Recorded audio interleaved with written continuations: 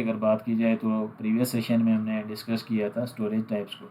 सबसे पहले जो हमारी स्टोरेज की टाइप थी वो थी डायरेक्ट अटैच स्टोरेज, फिर हमने डिस्कस किया था नेटवर्क अटैच स्टोरेज को, एंड देन हमने डिस्कस किया था स्टोरेज एरिया नेटवर्क को। साथ ही हमने ये देखा था कि कैसे एक NFS को क्रिएट किया जा सकता है, फिर कैसे उसको माउंट कर सकते हैं हम लाइनक्स बेस सिस्टम के साथ या एक ESXi होस्ट के साथ। आज के सेशन में हम बात करेंगे सैन पे।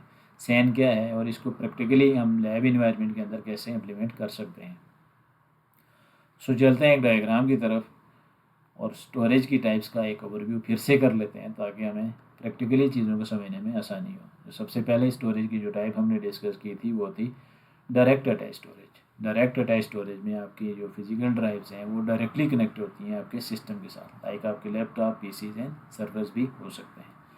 जो सेकंड हमने टाइप डिस्कस की थी वो थी network attach storage. Network attach storage में हमने ये डिस्कस किया था कि आपकी जो फिजिकल ड्राइव्स हैं वो as a file system level share की जाती हैं ओवर द TCP/IP नेटवर्क, और इसकी कनेक्टिविटी के लिए इथरनेट चैनल या इथरनेट लिंक को यूज़ किया जाता है। अगर आप डायग्राम में भी देखें तो ये आपकी फ़िज़िकल ड्राइव्स हैं, इन्हें कनेक्ट किया गया है इथरनेट स्विच के साथ, और फिर इथरनेट स्विच के साथ ही आपके सर्वर्स को, जो आपके क्लाइंट हैं जिन्होंने ये ड्राइव्स यूज़ कर रही हैं, फिर जिन्हें ये स्टोरेज रिक्वायर्ड है, उन्हें कनेक्ट किया गया है। इसका यूज़ केस की अगर बात की जाए तो स्मॉल टू मीडियम जो बिज़नेस इन्वायरमेंट है जहाँ पे आपके सर्वर्स को या आपके यूज़र एंड टीम्स को शेयरिंग एक्सेस रिक्वायर्ड हो शेयर स्टोरेज पे, तो वहाँ पे इसका यूज़ केस होता है। जो इसके अगर आप ड्राइव्स की बात करें, जो नेटवर्क अटैच स्टोरेज में ड्राइव्स यूज़ होती हैं वो मिक्स टाइप होती हैं। मिक्स टाइप मीन्स कि as compare to direct attach storage वो एक्सपेंसिव होती हैं, और अगर उन्हें कंपेयर किया जाए स्टोरेज एरिया नेटवर्क में तो वो लेस एक्सपेंसिव होती हैं। सो ये डिपेंड करता है आपके वर्कलोड पे या आपके बजट पे। जो थर्ड टाइप हमने डिस्कस की थी वो थी storage area network. Storage area network में जो फिजिकल ड्राइव्स हैं एज ए रॉ डिवाइसेस या ब्लॉक डिवाइसेस शेयर की जाती हैं ओवर द TCP/IP नेटवर्क। बात यहाँ पे डिफरेंस क्या है कि यहाँ पे जो आपका नेटवर्क टाइप है वो हाई स्पीड नेटवर्क होता है, लाइक फाइबर चैनल्स का यूज़ किया जाता है यहाँ पे। और इसकी अगर एग्जांपल की बात की जाए तो डेटा सेंटर्स जो आपके हैं उसके अंदर इसका यूज़ होता है। प्रैक्टिकली इसको समझने के लिए अगर लैब इन्वायरमेंट की बात की जाए या स्मॉल सेटअप की आप बात करें तो आप इसको डिप्लॉय कर सकते हैं iSCSI सर्वर्स के थ्रू। चलते हैं दूसरी डायग्राम पे और वहाँ पे देखते हैं कि iSCSI सर्वर्स क्या होते हैं और इसे कैसे प्रेजेंट किया जाता है अपने क्लाइंट्स को। iSCSI सर्वर्स, यहाँ पे दो कंसेप्ट आपके नज़र आ रहे होंगे, दो चीज़ें मेंशन आपको नज़र आ रही होंगी। एक है iSCSI टारगेट एंड दूसरा है iSCSI इनिशिएटर। iSCSI टारगेट या iSCSI सर्वर जो है वो एक ऐसा सर्वर है जिसने ब्लॉक डिवाइसेस को अपनी आपकी जो फिजिकल ड्राइव्स हैं उन्हें एक्सपोर्ट करना होता है as a logical unit number over the network. अब नेटवर्क कनेक्टिविटी के लिए आपके ये चूँकि एक सैन की एग्जांपल है तो नेटवर्क कनेक्टिविटी के लिए आपके हाई स्पीड फाइबर चैनल्स का यूज़ किया जाता है। जो इसमें जो network you can say that कि जो पोर्ट की टाइप्स है वो होती हैं फैब्रिक पोर्ट्स, iSCSI या iSCSI FC over Ethernet, fabric channel over Ethernet ports का यूज़ किया जाता है। ये था स्मॉल सेटअप के अंदर आप इस iSCSI टारगेट का जो है ना वो यूज़ कर सकते हैं। स्मॉल सेटअप है या लैब इन्वायरमेंट के लिए। अगर रियल इन्वायरमेंट की बात की जाए तो वहाँ पे आपके डेडिकेटेड स्टोरेज रैक्स का यूज़ होता है। उसकी एग्जांपल HP के इंटरप्राइज वर्चुअल अरेज हैं। 6500 ये इसका मॉडल है, 6300 मॉडल है। गो कि ये बहुत पुराने मॉडल हैं लेकिन एक स्ट्रक्चर को समझने के लिए आई थिंक ये काफ़ी है। अगर उसके फ्रंट व्यू की बात की जाए, ये हमारा स्टोरेज के रैक है। ये पूरा अगर देखा जाए इसको अगर मैं आपको समझाऊँ तो ये स्टोरेज रैक है हमारा। डिफरेंट रैक्स हो सकते हैं, इसके डिफरेंट मॉडल हैं, अपडेटेड मॉडल आप चेक कर सकते हैं कौन से हो सकते हैं। ये उसका फ्रंट व्यू है। फ्रंट व्यू के अंदर क्या होता है कि आपके डिस्क एनक्लोजर्स होते हैं। डिस्क एनक्लोजर्स के अंदर आपकी हार्ड ड्राइव्स ऐड होती हैं। इसका SATA ड्राइव भी होती हैं, डिफरेंट टाइप्स की होती हैं डिपेंडिंग अपॉन कि आपने कौन सा मॉडल है, कौन सा आपने इक्विपमेंट परचेज़ किया अपने रिक्वायरमेंट के हिसाब से। सो एनक्लोजर्स के अंदर डिस्क होती हैं, डिफरेंट एनक्लोजर्स होते हैं। एनक्लोजर्स के मॉडल पे डिपेंड करता है quantity of enclosures and quantity of hard drives.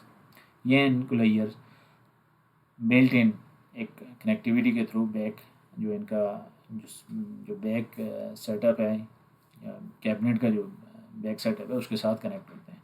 Front enclosure में आपकी हार्ड ड्राइव लगी होती हैं। जो फ्रंट आपका रैक का अगर फ्रंट ओवरव्यू देखें तो रैक के जो फ्रंट पोर्शन है उसके अंदर इंक्लोजर्स हैं और इंक्लोजर्स के अंदर हार्ड ड्राइव्स हैं। यहाँ पे power supplies, cash batteries and fans भी हो सकते हैं डिपेंडिंग अपॉन कि आपका रैक कौन सा है।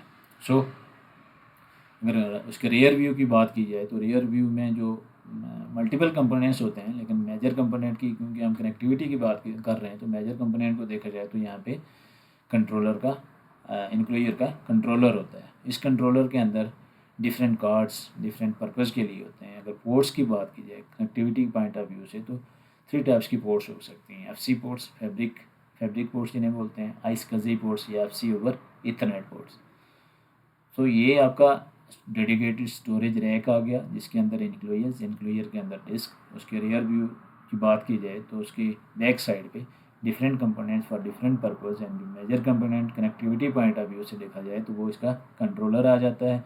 कंट्रोलर के अंदर जो पोर्ट्स बनी होती हैं कनेक्टिविटी के लिए, यहाँ से आपकी कनेक्टिविटी होती है सैन स्विच के साथ।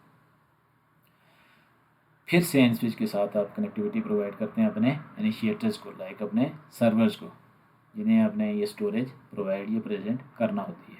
तो ये मॉडल डेटा सेंटर के पॉइंट ऑफ व्यू से। अगर दूसरा मॉडल जो हम लैब इन्वायरमेंट में देखेंगे तो उसने हमने आइसकजी एक टारगेट को क्रिएट करना है। आइसकजी टारगेट मीन्स कि एक सर्वर क्रिएट करेंगे, कन्फिगर करेंगे, उसकी कनेक्टिविटी हम अपने इनिशिएटर्स के साथ करवाएंगे। तो ये लैब सेटअप या स्मॉल सेटअप के अंदर आप इसको यूज़ कर सकते हैं।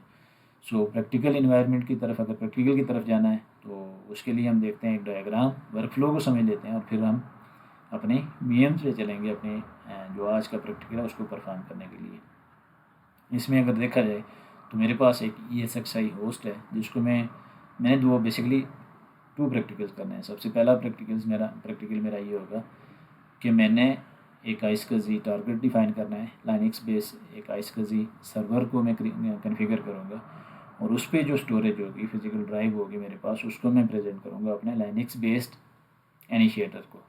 सो स्टोरेज को जब भी आप प्रेजेंट करेंगे, जैसे कि हमने लास्ट प्रैक्टिकल में भी देखा था, तो इन दोनों आपके जो टारगेट एंड इनिशिएटर है, लाइक आपका होस्ट एंड जो क्लाइंट है आपका, उन दोनों के दरमियान नेटवर्क कनेक्टिविटी होनी चाहिए। उसके लिए मैंने VMnet 2 अडाप्टर वर्चुअल मशीन का, VMware का VM नेटवर्क 2 अडाप्टर यूज़ किया है और उस पर जो IP रेंज है 172.16.0.0 की IP रेंजेस मैंने रखी हैं। सिमिलरली जब मैंने सेकंड प्रैक्टिकल करना है अपने इस इनिशिएटर को टारगेट को इस इनिशिएटर लाइक ESXi होस्ट के साथ जब मैंने ये अपने जो स्टोरेज है इसको माउंट करवाना है तो उसके लिए मैंने सेम नेटवर्क पे ESXi होस्ट को कॉन्फ़िगर किया है। एक डिफरेंट नेटवर्क ESXi होस्ट को मैनेज करने के लिए ऐड किया गया, उसको मैंने नेट अडाप्टर पे रखा हुआ है जिसकी IP रेंज 192.168.0.0 है।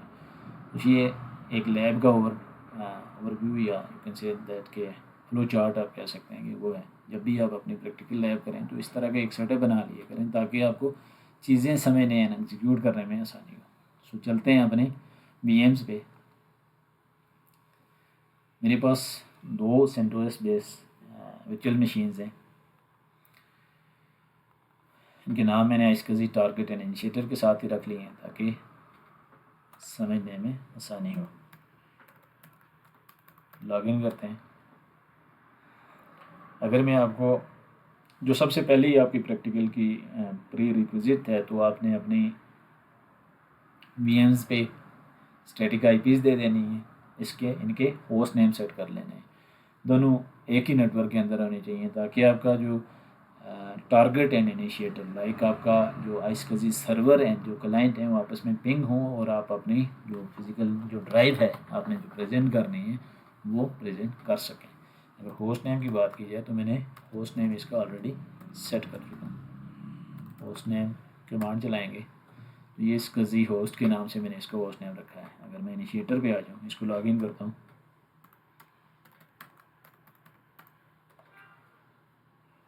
यहाँ पे अगर मैं होस्ट नेम की कमांड रन करूँ तो यहाँ पे देखें आइसकजी क्लाइंट के नाम से मैं इसका होस्ट नेम सेट कर चुका हूँ। अगर मैं आपको अगर फिज़िकल डिस्क यहाँ पे जो इसके साथ अटैच हैं वो शो करूँ तो उसके लिए LSBLK लिस्ट ब्लॉक डिवाइसेस की एक कमांड होती है। अभी देखेंगे करंटली मेरे पास STA के नाम से एक ही फिज़िकल ड्राइव मेरे पास कनेक्ट है इस टारगेट के साथ। अगर मैं इनिशिएटर पे चेक करूँ यहाँ पे मेरे पास एक ही ड्राइव है। आईपीज़ अगर इनकी आपने चेक करनी है तो उसके लिए आप इफ कन्फिग ENS3336 के नाम से मेरा जो अडाप्टर है उसको मैंने VMnet2 पे रखा हुआ है। यहाँ पे सेटिंग में भी अगर आप जाएँ, यहाँ पे नेटवर्क अडाप्टर आप देख सकते हैं कौन सा मैंने किस टाइप पे रखा हुआ है। नेटवर्क अडाप्टर 2 जो बिल्ट इन है वो मेरा VMnet0 पे है, जबकि दूसरा अडाप्टर मैंने VMnet2 होस्ट ऑनली है। यानी कि मैंने सिर्फ इन दो मशीन्स को, ये जो मेरा टारगेट एंड इनिशिएटर है, इनको आपस में कम्युनिकेट करवाना है। ENS36 पे मेरी इस सिस्टम की जो IP है वो है 102। इसी तरह मैं अगर सेम कमांड रन करूँ इस पर,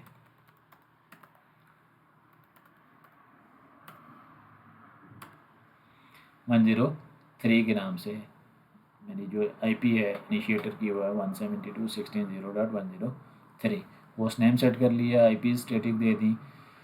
कनेक्टिविटी इनकी चेक कर लेते हैं, पिंग करते हैं। डेफिनेट सी बात होगी इंशाल्लाह, because both are in the same network. 0.102 में अगर करता हूँ तो ये इसको पिंग कर रहा है। लाइक मेरे होस्ट एंड जो इनिशिएटर, टारगेट एंड इनिशिएटर हैं, ये इनकी आपस में कनेक्टिविटी है। सो टारगेट पे चलते हैं। टारगेट पे जाके मुझे एक ड्राइव चाहिए जिसको मैंने प्रेजेंट करना है as a logical unit number 2 this initiator. अब राइट क्लिक करेंगे, सेटिंग में जाएंगे। सेटिंग में जाके यहाँ पे थोड़ा सा टाइम लेते हैं। यहाँ पे हार्ड ड्राइव पे क्लिक करेंगे, ऐड हार्ड ड्राइव करेंगे, एक सेकंड विंडो ओपन होगी। हार्ड ड्राइव पे ही आपने सेलेक्ट करना है। नेक्स्ट करेंगे, इसका जी रिकमेंडेड है, इसी को चूज़ कर लेते हैं। Create a new virtual disk, नई वर्चुअल डिस्क देंगे। वर्चुअल डिस्क की कैपेसिटी 20 GB रख लेते हैं। Locate virtual disk, store virtual disk as a single file. Like आपको एक सिंगल फाइल के ही के लिए वर्चुअल डिस्क की चाहिए, सिंगल फाइल के लिए नहीं, as a single file like एक ही वर्चुअल डिस्क है, ये वो स्प्लिट हुई ना। नेक्स्ट करते हैं, फिनिश करते हैं। थोड़ा सा ये टाइम लेगी। उससे पहले रिमोट एक्सेस में ले लेता हूँ दोनों मशीन्स की। ये मेरा टारगेट है LSBL करंटली मेरे पास एक ही ड्राइव आ गई। इनिशिएटर पे चले, ऑलरेडी हम चेक भी कर चुके हैं, तो इस पे भी मेरे पास एक ही SDA1 के नाम से ड्राइव आ जाती है। स्टेटस चेक करते हैं, ये थोड़ा सा टाइम लेता है।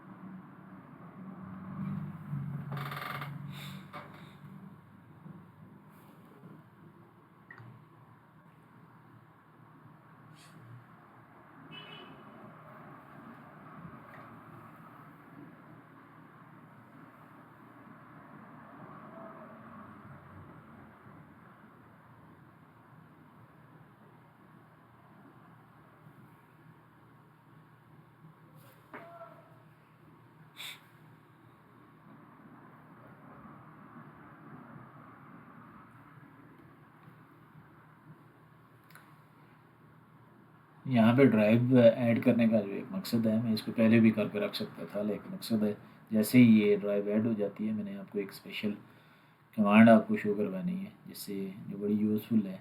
जब भी आप अपनी हार्ड ड्राइव ऐड करते हैं तो उस केस में ओके करते हैं।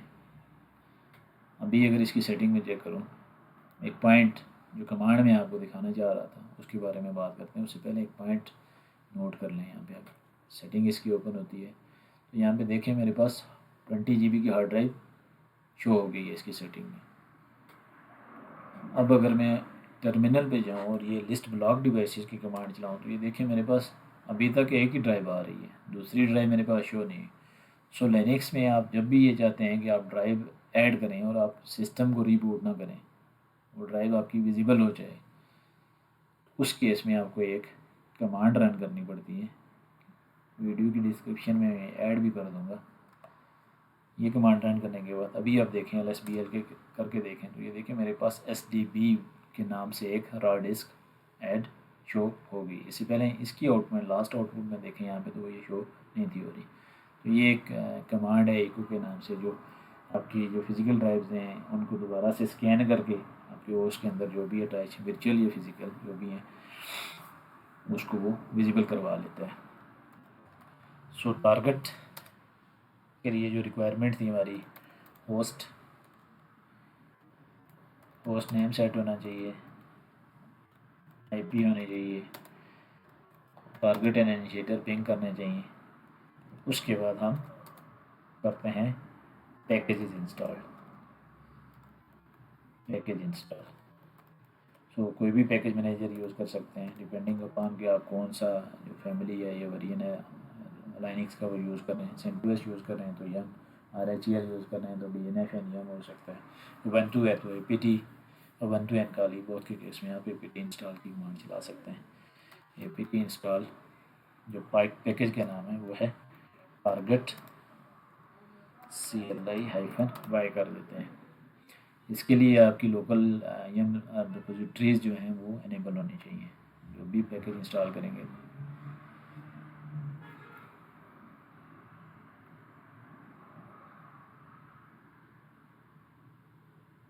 हमारा पैकेज सक्सेसफुली इंस्टॉल हो चुका है। अब ये जो टारगेट CLI है ये पैकेज करता क्या है, ये हमें प्रोवाइड करता है। टारगेट CLI जो हमें शेल प्रोवाइड करता है to configure Linux input output target. Target CLI की एक बाइनरीज ये कमांड लाइन हमें टूल प्रोवाइड करता है जिसके थ्रू हम अपना टारगेट मीन्स कि अपना ये iSCSI जो होस्ट है जो सर्वर है इसको कॉन्फ़िगर कर सकते हैं। इंस्टॉल हो गया उसके बाद इसकी सर्विस को इनेबल करते हैं। systemctl इनेबल -नाउ का स्विच इसलिए यूज़ करते हैं कि आपका करेंटली आपका जो भी सर्विस आप इनेबल करना चाह रहे हैं वो अभी भी इनेबल हो जाए और जब भी सिस्टम आपका रीबूट हो उस वक्त भी ये इनेबल हो जाए, आपको इसको स्टार्ट ना करना पड़े बार बार। इनेबल -नाउ टारगेट CLI की सर्विस को हम इनेबल एंड स्टार्ट कर देते हैं। सर्विस हमारी स्टार्ट हो गई है। उसके बाद हम कमांड चलाएंगे टारगेट CLI के नाम से। जैसे ही इंटर करेंगे तो यहाँ पे आपको बता रहा है कि आप एक अलग टर्मिनल पे शेल पे आ गए, टारगेट CLI के शेल पे आ गए हैं जहाँ पे आप अपना iSCSI सर्वर कॉन्फ़िगर कर सकते हैं। लेस करेंगे अगर आप तो यहाँ पे आपको ये डिफरेंट ऑप्शंस बता रहा है। सबसे पहला है बैक स्टोर के अंदर 4 ऑप्शन हैं, block, file input output, iSCSI and RAM disk. Back store means कि आपने जो भी physical drive as a logical unit number आपने प्रेजेंट करनी है, as a raw drive present करनी है अपने इनिशिएटर को, तो वो यहाँ पे आपने कॉन्फ़िगर करने होते हैं। अब इसमें जो 4 ऑप्शन है, सबसे पहला है ब्लॉक डिवाइस। ब्लॉक के अंदर जब आपने अपने किसी फिज़िकल ड्राइव को प्रेजेंट करना हो किसी इनिशिएटर को तो उस वक्त आप ब्लॉक यूज़ करते हैं। जब आप किसी डमी फाइल को लाइक DD फाइल, हम DD कमांड से जो भी फाइल क्रिएट करते हैं जिसकी .img एक्सटेंशन होती है उसको एज ए ड्राइव या फिज़िकल रॉ डिस्क आप प्रेजेंट करना चाहें तो फिर फाइल IO का ऑप्शन यूज़ करते हैं। pSCSI means pass through SCSI। इसमें आपकी physical drive like tape drives and CD-ROMs को आप अगर एज ए ड्राइव प्रेजेंट करना चाहें तो उस वक्त यूज़ करते हैं। इसका यूज़ केस बहुत कम होता है। रैम डिस्क में अगर आपको high input output RAM disc के केस में अगर आपको हाई इनपुट आउटपुट ड्राइव्स को शेयर करना है, टेम्परेरी ड्राइव्स होती हैं ऑन रीबूट ये लॉस हो जाती हैं, लाइक रीबूट पे ये सर्वाइव नहीं करती। तो अगर ऐसी ड्राइव्स को आपने शेयर करना है तो उसके लिए रैम डिस्क आप लॉजिकल यूनिट नंबर को यूज़ करते हैं। उसके बाद है iSCSI में आपने टारगेट्स को कॉन्फ़िगर करना होता है। तो चलते हैं अपने जो स्टेप बाय स्टेप इसकी कॉन्फ़िगरेशन है उसको। सबसे पहले हम करेंगे कॉन्फ़िगर अपने बैक स्टोर को। बैक स्टोर मीन्स अपने एक जो हमारी जो फिज़िकल ड्राइव या वर्चुअल ड्राइव है जिसको हमने प्रेजेंट करना है उसको हमने कॉन्फ़िगर करना है। तो उसके लिए हम कमांड रन करेंगे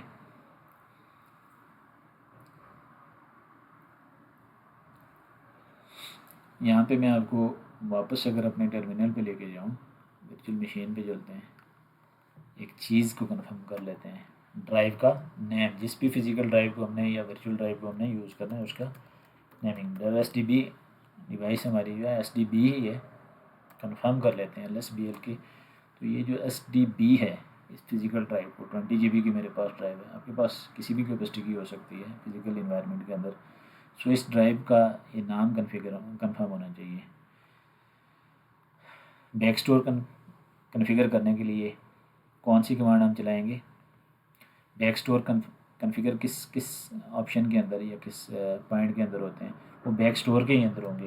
यहाँ पे आपने बैक स्टोर करेंगे, बैक स्टोर के अंदर क्योंकि मैंने ब्लॉक डिवाइस को यूज़ करना है as a logical unit number मैंने प्रेजेंट करना है, logical unit as a storage में नहीं कि मैंने उसको प्रेजेंट करना अपने इनिशिएटर को। तो मैं बैक स्टोर के बाद मैं जाऊँगा ब्लॉक के अंदर।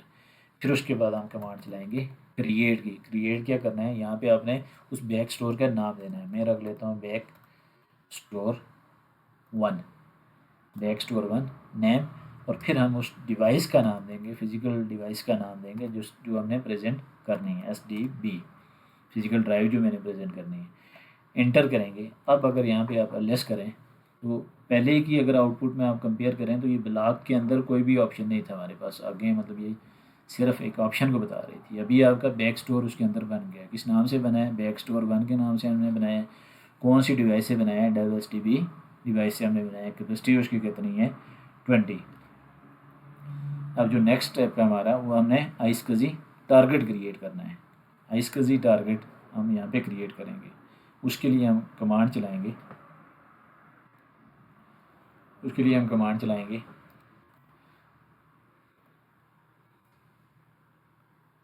iSCSI टारगेट हमने इस iSCSI के अंदर ही क्रिएट करने होते हैं। सो इसके अंदर जाएंगे हम, और यहाँ पे जाके हमने कमांड कौन सी चलानी है? क्रिएट की। अब ये कमांड हमें क्या करेगी, ये देखें, क्रिएटेड टारगेट, उसने एक IQN नंबर जनरेट कर दिया है। जब भी आप iSCSI मैंने स्लाइड में हमको ये चीज़ बताई थी कि इन्वायरमेंट के अंदर हमारे पास जो पोर्ट्स की टाइप्स होती हैं या जो कनेक्शंस की जो टाइप्स होती हैं वो यूज़ होती हैं। FC होती है फैब्रिक पोर्ट्स होती हैं, iSCSI पोर्ट्स होती हैं, FC ओवर इथरनेट होती हैं। और जब भी आप iSCSI को यूज़ करते हैं तो उस केस में आपको IQN number, iSCSI qualified name एक नंबर जनरेट होता है, इसको यूज़ करना होता है। ये जो आपने ये टारगेट क्रिएट किया, हमने बैक स्टोर क्रिएट किया, और ये जो हमने टारगेट फर्स्ट क्रिएट किया है उसका एक यूनिक नंबर क्रिएट हो गया। अब इसका यूज़ केस कैसे है? ये आपका जब भी इनिशिएटर और टारगेट आपस में इस ड्राइव को या प्रेजेंट करेंगे तो उस केस में इसका यूज़ होता है।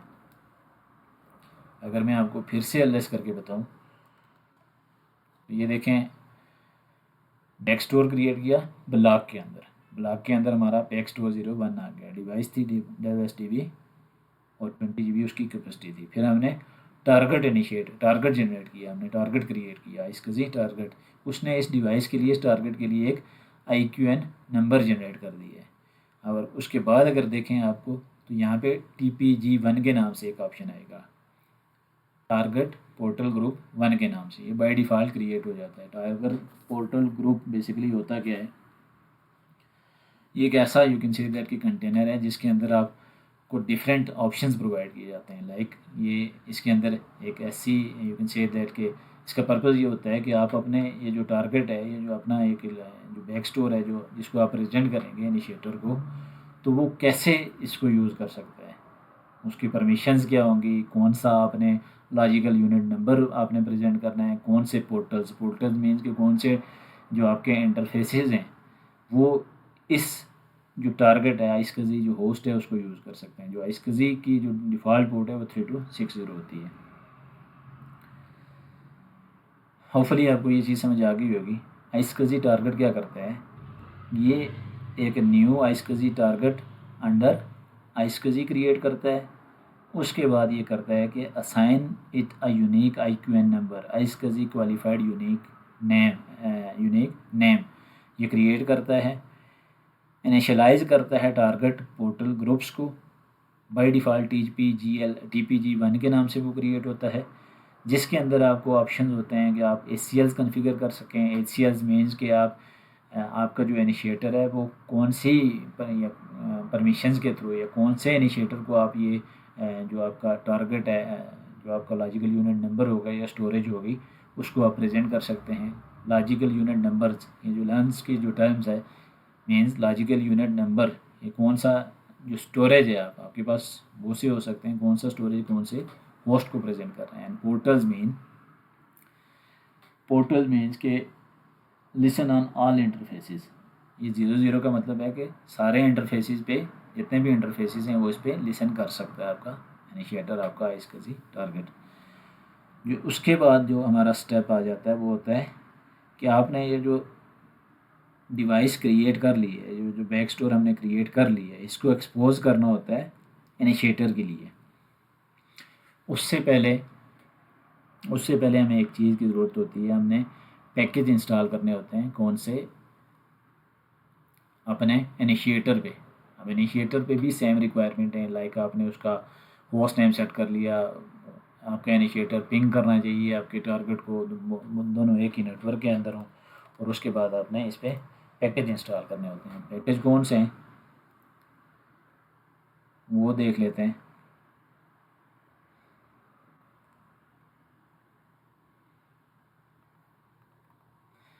इंस्टॉल आइसकजी इनिशिएटर यूटिल्स के नाम से पैकेज होता है।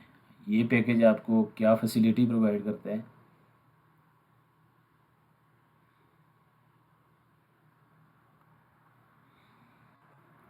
मैं एंटर करता हूँ, पैकेज मेरे इंस्टॉल होते हैं। ये वाले जो टारगेट के जो पैकेज है ना, ये हमें क्या फैसिलिटी प्रोवाइड करेंगे? हमें आइसकजी एडीएम के नाम से, या आइसकजी एडीएम, आइसकजी डी डेमन एक प्रोवाइड करेंगे, जो हमें बहुत सारी मतलब कमांड लाइन फंक्शनैलिटीज़ अपने टारगेट को लॉगिन करने के लिए, उसको डिस्कवर करने के लिए जितनी भी हमें बाइनरीज या डेमन्स की ज़रूरत होगी, वो ये वाले पैकेज हमें प्रोवाइड करते हैं। उसके बाद जब आपने पैकेज इंस्टॉल कर लिया तो उसके बाद एक फ़ाइल जनरेट होती है ईटीसी के अंदर, ईटीसी के अंदर आइसकजी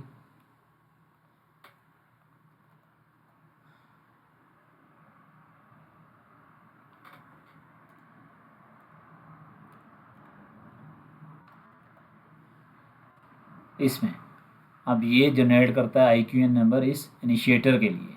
इसकी ज़रूरत होती है, आपने अपने टारगेट पे बताना होता है या मेंशन करना होता है कि कौन से इनिशिएटर को आप अपना ये लॉजिकल यूनिट नंबर जो है, ये जो स्टोरेज है, ये प्रेजेंट कर रहे हैं। तो ये जो आपका ये जो आईक्यूएन नंबर है, इसको आप कॉपी कर लेते हैं, और उसके बाद हम चलते हैं वापस अपने टारगेट पे, और सेम उसी कमांड लाइन टर्मिनल पे, उसी शेल पे हम वापस से चलते हैं, और जो बाकी के स्टेप है उन्हें परफॉर्म करते हैं। हमने बैक स्टोर को क्रिएट कर लिया। बैक स्टोर क्रिएट करने के बाद हमने आइसकजी टारगेट को क्रिएट कर लिया। जैसे ही आइसकजी टारगेट को क्रिएट किया तो उसने जो टारगेट पोर्टल ग्रुप है TPG1 के नाम से वो कर लिया टारगेट पोर्टल ग्रुप पे। जस्ट लाइक ए कंटेनर जो आपको डिफरेंट फंक्शनैलिटीज़ प्रोवाइड करता है कि कैसे आपका इनिशिएटर कौन से आपके लॉजिकल यूनिट नंबर को एक्सेस कर सकता है, कौन से इंटरफेसिस के थ्रू वो कर सकता है। उसके बाद हमने करना होता है एक्सपोजेज अ रियल डिस्क। आपने अपनी इस डिस्क को एक्सपोज करना होता है to the iSCSI clients by attaching it as a logical unit number under the target. So उसके बाद आपने इसको एक्सपोज करना है इनिशिएटर के लिए। तो उसके लिए हम क्या क्या करेंगे?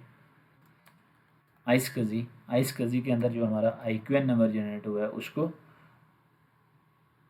फिर हम जाएंगे TPG1 और लॉजिकल यूनिट नंबर, यहाँ पे हम उसको जो हमने बैक स्टोर डिवाइस बनाई, बैक स्टोर से हमने टारगेट बनाया। टारगेट मीन्स कि आपने उसका एक क्वालिफाइड नंबर ले लिया, आइसकजी क्वालिफाइड नेम उसको आपने जनरेट करके दे दिया, एक उसकी authentication you can say that, या उसकी एक पहचान आप कह सकते हैं कि उसने आपको एक आईडी जनरेट करके दे दी। उसके बाद आपने इसी बैक स्टोर डिवाइस को, ये जो आपने क्रिएट की है, उसको प्रेजेंट करना है। तो इसको as a logical unit number आपने प्रेजेंट करना होता है। तो हम क्या करेंगे कि हम लॉजिकल यूनिट नंबर को क्रिएट करेंगे। यहाँ पे क्रिएट की कमांड यूज़ होगी। कौन सी जो बैक स्टोर है उसको हम, या लॉजिकल यूनिट नंबर है वो यूज़ होगा, ये ऑटोमेटिकली आ जाता है। ये देखें back store, back store, back store के अंदर सेकंड ब्लॉक, ब्लॉक के अंदर हमने कौन सा जो बैक स्टोर है उसको as a logical unit number पेश करना है, बैक स्टोर 0 के नाम से जो हमने क्रिएट किया था उसको इंटर करेंगे तो वो कहता है created logical unit number 0। LS करेंगे तो यहाँ पे आउटपुट में आपको, अगर प्रीवियस आउटपुट में देखें तो यहाँ पे आउटपुट में आपको क्या चीज़ दिखा रहा था, पहले लॉजिकल यूनिट नंबर के अंदर कुछ भी नहीं था, 0। ये आप ये देख लें, ब्लॉक बैक स्टोर, यहाँ पे ये लॉजिकल यूनिट नंबर की ये वाला जो पोर्शन था इसके अंदर हमारे पास कुछ नहीं था। अब हमने बैक स्टोर क्रिएट किया, आइसकजी टारगेट को इनिशिएट किया, आइसकजी टारगेट को क्रिएट किया, उसके बाद हमने ये जो बैक स्टोर था, जो फिजिकल ड्राइव हमारी है जिसको as a logical unit number हमने प्रेजेंट करना है, तो उसको लॉजिकल यूनिट नंबर में हमने ऐड कर दिया, क्रिएट कर दिया। तो ये इस वाले पोर्शन में एलयूएंस के पोर्शन में अगर देखें तो logical unit number 0 block back store 1 dev S T B से हमारा क्रिएट हो चुका है।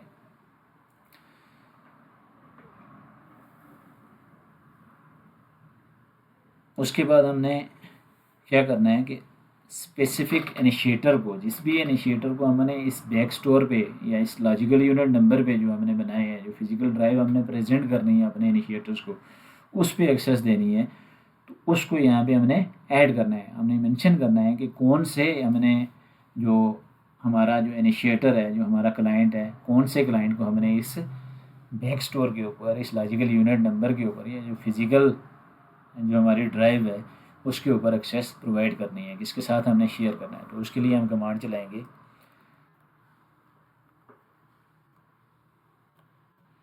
आइसकजी बैक स्टोर, हमारा वो लॉजिकल यूनिट नंबर किसके अंदर होता है, पूरा ये फ्लो आपको यहाँ पे नज़र भी आ रहा होता है। आइसकजी IQN टैब प्रेस करेंगे, IQN के अंदर किसके अंदर है, TPG1, TPG1 के अंदर प्रोवाइड करने हमने ACL का मतलब होता है आपने परमिशन देनी है कि कौन से इनिशिएटर को इस आपके लॉजिकल यूनिट नंबर पे बैक स्टोर पे आपके एक्सेस है। तो उसके लिए फिर से हम यहाँ पे वो सारा पाथ, ये आइसकजी IQN के बाद TPG, ये देखें एक हायरार्की बनी हुई है ऑलरेडी, यहाँ से आपको विजिबिलिटी भी आ जाती है। तो सो आप जस्ट नाम लिख के टैब प्रेस करते जाएँ तो कमांड को वो खुद भी कंप्लीट करता जाता है। उसके बाद आपने क्रिएट के बाद आपने वो जिस भी इनिशिएटर को आपने एक्सेस देनी है, तो उसका ये जो IQN नंबर है ना, ये मेरा IQN नंबर है। और ये रीड, जब हम ये जो यूटिल्स का जो पैकेज है,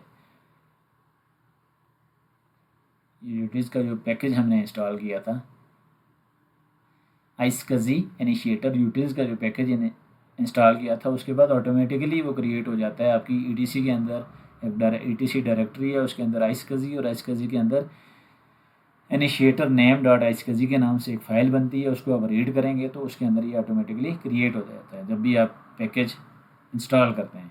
सो उस आइसकजी को हम यहाँ पे इंटर करेंगे, IQN को इंटर करेंगे, जैसे ही इंटर करेंगे तो कहता है कि क्रिएटेड नोड ACL फॉर इस IQN नंबर के अगेंस्ट आपका एक ACL बन गया, लाइक आपने उसको इसमें परमिशन दे दी है। Created mapped logical unit number 0, logical unit number 0 जो हमने क्रिएट किया था उसको, उस पे एक्सेस हमने किसको दे दी है, इस वाले IQN नंबर को। और ये IQN नंबर कौन से इनिशिएटर का, हर एक इनिशिएटर का डिफरेंट होगा। सो इस इनिशिएटर को हमने यहाँ पे एक्सेस दे दी है। उसके बाद हमने क्या करना है, LS करके अगर आप देखें, LS फॉर लिस्ट, तो ये बैक स्टोर के अंदर हमने फिजिकल ड्राइव से एक ब्लॉक डिवाइस को यूज़ किया, एक बैक स्टोर क्रिएट किया। उसके बाद हमने आइसकजी टारगेट को क्रिएट किया। आइसकजी टारगेट मीन हमारा ये जो सर्वर है, ये आइसकजी टारगेट है। अब उस कमांड ने हमें ये ऑप्शन दिया कि ये जो आपका टारगेट है इसका IQN नंबर ये है। साथ ही साथ ये ऑप्शन हमें प्रोवाइड किए कि आप इसमें ACLs मीन्स कि कौन से IQN नंबर को यहाँ पे एक्सेस देते हैं। सो हमने इस वाले जो हमारा नोड है, हमारा जो क्लाइंट है, जो इनिशिएटर है, इसका IQN नंबर हमने चेक किया। चेक करने के बाद ACL के अंदर हमने जाके इसकी एंट्री की कि इस वाले जो IQN नंबर का जो भी होस्ट है उसको आप एक्सेस दो। सो उसने एक्सेस इसके अंदर दी। लॉजिकल यूनिट नंबर भी सिमिलरली हमने इसी तरह बनाया। लॉजिकल यूनिट नंबर क्या होता है, जो आपने फिजिकल ड्राइव से बैक स्टोर बनाया है, बैक स्टोर्स को as a logical unit number present करना होता है आपने अपने क्लाइंट को। सो उसके अंदर आपने उसकी एंट्री कर दी। पोर्टल ग्रुप मीन्स कि कौन से जो इंटरफेसेस हैं या कौन से नेटवर्क हैं वो इस पोर्ट पे लिसन कर सकते हैं आपके इस टारगेट सर्वर पे। बाई जो डिफ़ॉल्ट पोर्ट है उसकी 3260 और बाई डिफ़ॉल्ट 0.0 मेन के एवरी नेटवर्क यानी कि जितने भी नेटवर्क हमारे इंटरफेसेस हैं वो सारे इस वाली जो पोर्ट है इस पर लिसन कर सकते हैं। उसके बाद हम करेंगे यहाँ से एग्ज़िट। जैसे ही एग्ज़िट करेंगे तो वो हमारी कॉन्फ़िगरेशन ऑटोमेटिकली सेव हो जाएगी।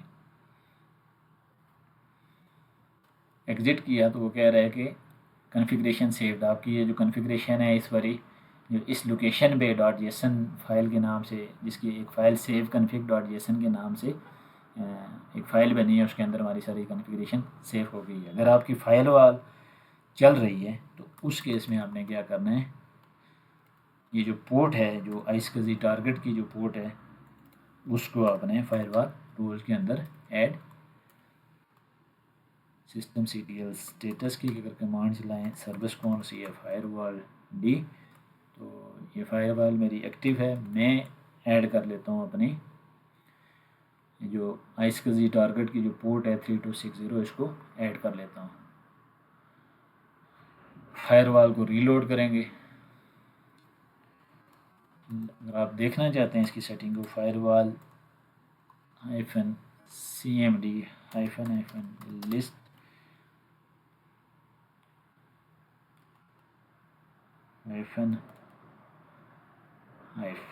-list क्या करेंगे ऑल, इसकी आउटपुट में आपको नज़र आ जाएगा। ये देखें पोर्ट्स के अंदर मैंने ये पोर्ट 3260 अलाउ कर दी है। ये था सारा काम हमारा टारगेट का।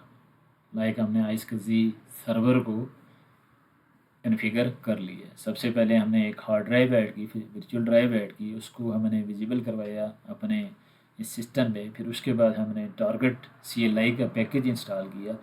उसके बाद हमने टारगेट CLI की कमांड रन की जो हमें एक शेल पे, एक टर्मिनल पे लेके गई। वहाँ पे हमने अपने जो टारगेट है उसके अंदर जो हमने ये ड्राइव ऐड की थी, जिसको आपने एज ए स्टोरेज प्रेजेंट करना है, as a raw device present करना है अपने इनिशिएटर को, अपने क्लाइंट को, तो उसके लिए जितने भी रिक्वायर्ड स्टेप्स थे हमने परफॉर्म किए। लाइक हमने बैक स्टोर क्रिएट किया। बैक स्टोर क्रिएट करने के बाद iSCSI टारगेट बनाया। iSCSI टारगेट बनाने के बाद हमने जो हमारा लॉजिकल यूनिट नंबर था, जो बैक स्टोर था, हमने उसको लॉजिकल यूनिट नंबर हमने डिफ़ाइन किया, क्रिएट किया। उसके बाद हमने ACLs के अंदर एंट्री की। ACLs मीन कि हमने उसमें परमिशंस डिफ़ाइन की कि कौन से iSCSI इनिशिएटर को, क्लाइंट को हमने एक्सेस देनी है इस लॉजिकल यूनिट नंबर पे। उसके बाद हमने कॉन्फ़िगरेशन को सेव किया, फायरवॉल में रोल ऐड कर लिए। अब हम चलते हैं अपने क्लाइंट पे। क्लाइंट पे टूल्स हमने ऑलरेडी जो रिक्वायर्ड पैकेज थे वो ऑलरेडी इंस्टॉल कर लिए। तो सबसे पहले हमने क्या करना होता है, यहाँ पे जाके अपने इस टारगेट को डिस्कवर करना होता है। तो डिस्कवरी के लिए जो कमांड यूज़ होती हैं वो है iSCSI adm -m for mode. आगे हम लगाएंगे डिस्कवरी। डिस्कवरी का एट्रीब्यूट यूज़ करें -t मीन्स टारगेट। टारगेट क्या है हमारा, हम बता रहे हैं कि सेंड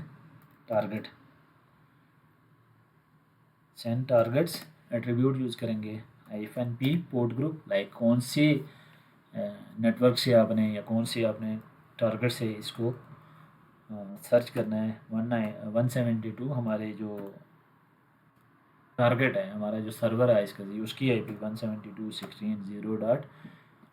ये आपको नज़र आ रही होगी यहाँ पे 102 इंटर करेंगे तो इसने ये बता दिया कि इस IP पे, इस वाली पोर्ट पे एक IQN नंबर जिसका ये है आपका होस्ट, आपके पास एक डिवाइस इसकी तरफ से अवेलेबल है। आपका एक लाइक एक जो सर्वर है वो ये है। अब डिस्कवरी का मतलब ये नहीं होता कि आपने उस सर्वर पे लॉगिन कर लिया या टारगेट पे लॉगिन कर लिया। पहले आपने डिस्कवरी करनी होती है। डिस्कवरी करने के बाद आपने टारगेट को डिस्कवर करने के बाद टारगेट को लॉगिन करना होता है। टारगेट को लॉगिन करने के लिए कमांड है, इस पे मैं कर लेता हूँ आईपी चेंज। हमारे जो टारगेट की आईपी है 172.16.0.102 और साथ ही जो हमारा IQN नंबर है उसको यहाँ पे मेंशन कर देते हैं। अब IQN नंबर क्या है, इस हाथ ऊपर जो हमने कमांड रन की थी, ये देखें डिस्कवर किया तो डिस्कवरी में उसने बताया कि आपके टारगेट का IQN नंबर क्या था। तो इस IQN नंबर को सारे को कॉपी कर लें। ये जो मोबैक्स टर्म के या जो आपके पुटी के टर्मिनल होते हैं, इसमें कॉपी करने के लिए जस्ट आपने राइट क्लिक करना होता है। जिस भी डेटा को आपने कॉपी करना होता है, कमांड को राइट क्लिक करें तो जिस लोकेशन पे आपने कर्सर रखे वहाँ पे आपने राइट क्लिक किया तो ऑटोमेटिकली वहाँ पे कॉपी हो जाता है। एंटर करेंगे तो ये कह रहा है कि लॉगिन सक्सेसफुल। अब अगर आपने सेशन चेक करना है कि आपका सेशन कौन सा लॉगिन हुआ है, तो उसके लिए IDM -ISCSI ADM -M mode करना क्या चाह रहे हैं आप, सेशन चेक करना चाह रहे हैं तो सेशन के आप साथ एट्रीब्यूट आप दे देंगे SESSION सेशन। इसका ADM I think session, my bad, SESSION। ये बता रहा है कि आपका ये एक सेशन आपका लॉगिन हुआ है। अब अगर यहाँ पे मैं आपको LSBL के करके बताऊँ तो आपके पास SDB ड्राइव यहाँ पे शो हो रही है, जबकि अगर आप पुरानी आउटपुट में आपको दिखाऊँ टारगेट से पहले तो यहाँ पे ये देखें हमारे पास SDB के नाम से कोई भी ड्राइव नहीं थी। तो ये हमारे पास कहाँ से आई है, हमारे पास ISCSI टारगेट से आई है। ISCSI सर्वर के थ्रू हमने ओवर द नेटवर्क इसको प्रेजेंट किया है इस इनिशिएटर को। अब अगर आपने इसको माउंट करना है और इसके अंदर कोई डेटा रखना है तो ये आपके पास एक रॉ डिस्क है, ये किसी फाइल सिस्टम के साथ फॉर्मेट नहीं हुई। इसके अंदर आप अपनी पार्टीशंस कर सकते हैं, पूरी की पूरी डिस्क को यूज़ कर सकते हैं। तो उसके लिए क्या करते हैं, सबसे पहले हम ये करते हैं कि एक माउंट पॉइंट बना लेते हैं MKDIR CISCSI किसी भी नाम से बना लें, SCSI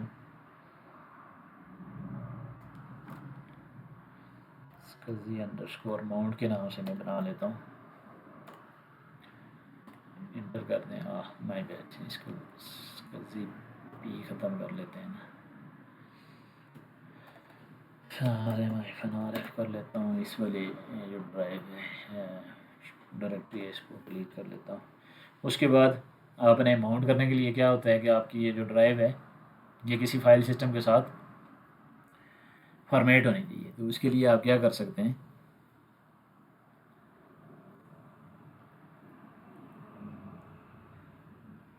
आपने अगर इसकी पार्टीशन करनी है तो पार्टिट कमांड से कर लें। पार्टिट कमांड से आप इसकी पार्टीशंस कर लें। अगर लाइक आपके पास 200 GB की ये ड्राइव है और आपने यूज़ आपने 100 GB करनी है, 50 GB करनी है, पार्टिट कमांड से कर लें, FDISK से कर लें, जो भी आपने इसकी पार्टीशन करनी है वो पार्टीशन कर सकते हैं। मेरे पास क्योंकि डिस्क ये काम मैं सारी की सारी डिस्क यूज़ करना चाहता हूँ तो मैं इसको फॉर्मेट करता हूँ MK make file system MKFS की हमारे पास कमांड होती है। MKFS डॉट कौन सा फाइल सिस्टम है, EXT MKFS.ext फॉर कौन सी ड्राइव को मैंने फॉर्मेट करना है, डेव SDB को फॉर्मेट करना है। Dev SDB is entire device not just a partition, proceed anyway. वो कह रहा है कि ये सारी डिवाइस आपने पार्टीशन नहीं की, तो मैं यस कर देता हूँ। डन, हमारी पार्टीशन होगी, ये फाइल सिस्टम के साथ फॉर्मेट होगी। अब आपको कैसे पता चलेगा कि आपकी डिवाइस फॉर्मेट हो चुकी है, तो उसके साथ आप LSBL के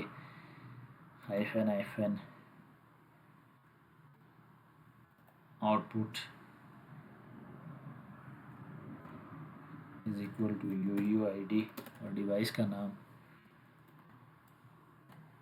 डेव SDB करेंगे तो ये आपको इसका एक UUID नंबर जनरेट करता है। UUID मीन्स कि जब भी आपकी किसी फिजिकल ड्राइव को या वर्चुअल ड्राइव को फॉर्मेट करते हैं फाइल सिस्टम के साथ तो इसका एक UUID नंबर जनरेट कर देता है। सो हमारी ड्राइव फॉर्मेट हो चुकी है। अब मैंने इसको माउंट करना है। टेम्परेरी माउंटिंग के लिए सिंपल माउंट की कमांड यूज़ होती है। माउंट कौन सी ड्राइव को माउंट करना है, डेव एस टी बी, कौन से फाइल सिस्टम को माउंट करना है, मैंने S dev S D B, और माउंट पॉइंट यहाँ पे मेंशन करते हैं। माउंट पॉइंट कौन सा बनाया था हमने, स्कजी अंडरस्कोर माउंट के नाम से बनाया था।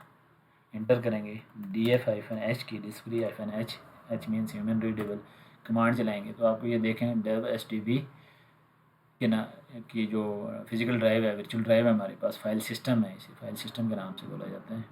ये वाली हमारे पास ड्राइव 20 GB की है। इसको हमने माउंट कर दिया कौन से माउंट पॉइंट पे, स्कजी माउंट पे। मैं cd करता हूँ, इसके अंदर जाता हूँ, ls करता हूँ। ये बाय डिफ़ॉल्ट जो डायरेक्टरीज होती हैं, टच करके इसके अंदर आप एज एन एग्जांपल मैं सपोज़ के यहाँ पे 10 फाइल्स बनाना चाहता हूँ, f डॉट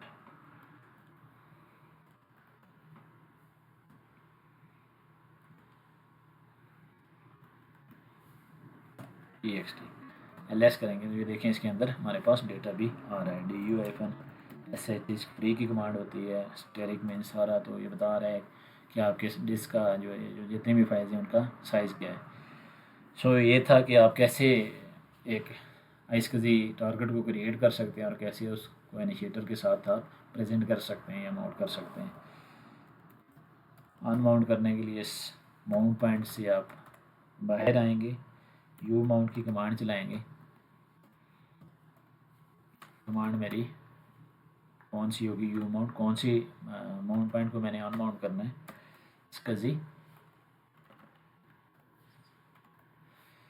अनमाउंट करना है। अगेन dif-h की कमांड देखें तो आपके पास वो माउंट पॉइंट से ख़त्म हो गया। अब ये इस सेशन को अगर मैंने डिलीट करना है या ख़त्म करना है तो उसके लिए कौन सी कमांड्स होंगी, सिंपल सी कमांड्स हैं उसके लिए भी।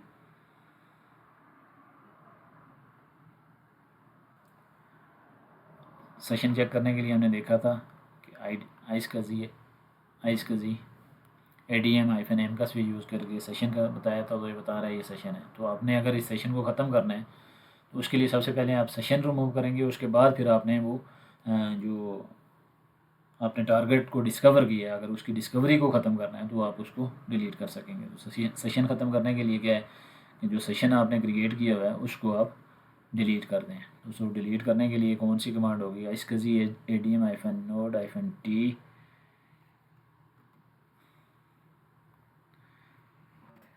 node-t, उसके बाद इसका IQN नंबर यहाँ से कॉपी कर लें। फिर आप स्विच यूज़ करेंगे -p का, p मीन्स कि आपका ये जो पोर्ट ग्रुप है कौन से नेटवर्क से, उसके बाद आपने -o फॉर ऑप्शंस एंड फिर आपने क्या करना है, डिलीट। सबसे पहले इसको लॉग आउट करेंगे। तो लॉग आउट करने के लिए कमांड है हमारे पास, सेशन लॉगिन है तो लॉग आउट करेंगे फिर उसके बाद डिलीट कर सकेंगे। तो उसके बाद उसके लिए हम इसी कमांड को 172.16.0.102 हमारा टारगेट है। IQN नंबर हम यहाँ से कॉपी कर लेते हैं, जो हमारे टारगेट का IQN नंबर है, ना कि हमारे इनिशिएटर का। सेशन को ख़त्म, no matching session, I think ये सेशन की कमांड हम चलाते हैं IDM सेशन, ये हमारा सेशन है। लॉग आउट करने के लिए हमने 16.0.102 यहाँ से हमने IQN नंबर, ये हमारे सेशन का IQN नंबर है, इसको कॉपी कर लेते हैं एंड देन एंटर करते हैं। व्हाट इज़ बैड सेशन हमारे पास ऑलरेडी है। इस सेशन में -- log out,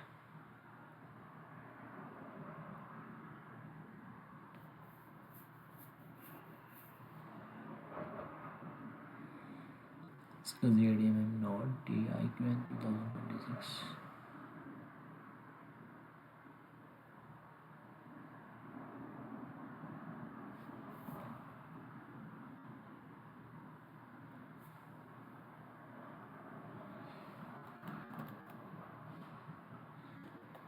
iscsi adm -m node से मैंने लॉग आउट करना है -p मीन्स मेरा टारगेट का मेरे पास IQN नंबर है। उसके बाद मैं करूँगा -p का स्विच 172.16.0.102 देन हम यूज़ करेंगे हाइफन लॉग आउट। सो ये हमारा सेशन लॉग आउट हो गया। अभी अगर हम सेशन चेक करें तो मेरे पास कोई सेशन नहीं है। डिलीट करने के लिए मेरे पास कमांड मुझे रन करनी पड़ेगी।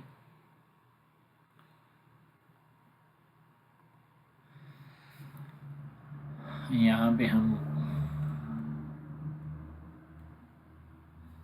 172.16.0.102 और हमारे पास जो IQN नंबर था सेशन का उसको यहाँ पे कर लेते हैं।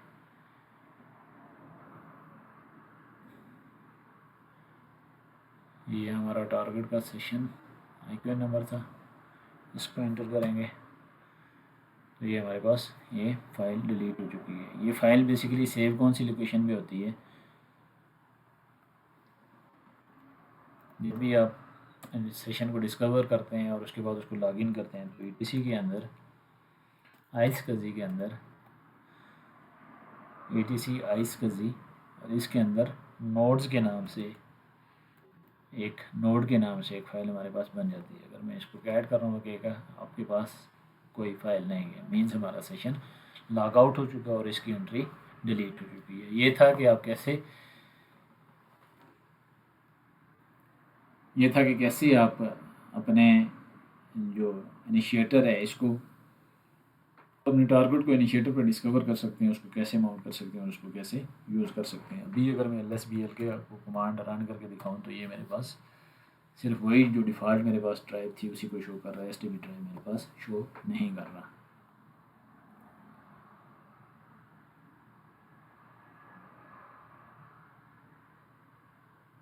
अब हम चलते हैं कि कैसे हम ESXi